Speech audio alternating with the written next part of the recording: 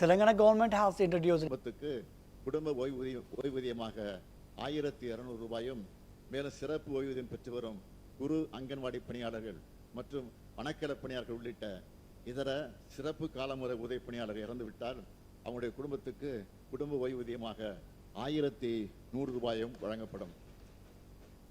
மேலும் சிறப்பு ஓய்வூதியம் பெற்று வரும் அங்கன்வாடி உதவியாளர்கள், சமையலர்கள், சமையல் உதவியாளர்கள் மற்றும் தூய்மை பணியாளர்கள் உள்ளிட்ட இதர சிறப்பு காலமுறை ஊதிய பணியாளர்கள் இறந்துவிட்டால் அவங்களுடைய குடும்பத்துக்கு ஓய்வூதியமாக 1000 ரூபாய் வழங்கப்படும்.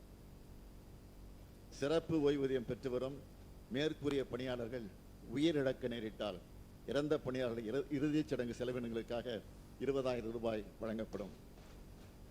இந்த அறிவிப்புகள் மூலம் தற்போதுள்ள சிறப்பு காலமுறை ஊதிய பணியிடங்களில் பணிபுரிந்து வரும் பணியாளர்களும் இத்தகைய பணியிடங்களில் பணிபுரிந்து ஓய்வு பெற்ற 1.5 லட்சத்திற்கும் மேற்பட்ட ஓய்வூதியாளர்களும் அவருடைய குடும்ப உறுப்பினர்களும் பயனடைவாங்க.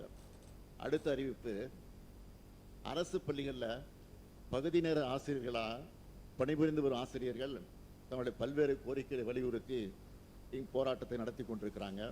இந்த கோரிக்கைகளில் ஆசிரியர்களுக்கான ஊதிய உயர்வு மற்றும் விடுமுறை காலமான மே மாதத்தில் அவங்க கோரின ஊதியம் ஆகியவை ஏற்கனவே அறிவிக்கப்பட்டுள்ளது. அவங்க அடுத்த முக்கிய கோரிக்கையான நிரந்தர பணி நியமனத்தை பொறுத்த வரைக்கும் ஒரு அறிவிப்பை நான் வெளியிடுகிறேன். அரசு பள்ளிகளில் காலியாக இருக்கக்கூடிய நிரந்தர ஆசிரியர் பணியிடங்களில் பகுதி நேர ஆசிரியர்கள் நியமனம் செய்யப்பட ஏதுவா, இதற்கான தேர்வுகளில் பகுதி நேர ஆசிரியர்களின் பணிக்காலத்தை அடிப்படையாக கொண்டு அவங்களுக்கு சிறப்பு மதிப்பு அளிக்கப்படும்.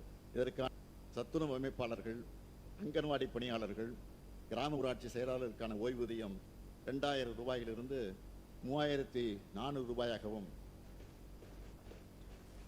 பணி நிறைவின் போது அவங்களுக்கு வழங்கப்படும் ஒட்டுமொத்த தொகை 1 லட்சம் ரூபாயிலிருந்து 2 லட்சம் ரூபாயாகவும் உயர்த்தி வழங்கப்படும்.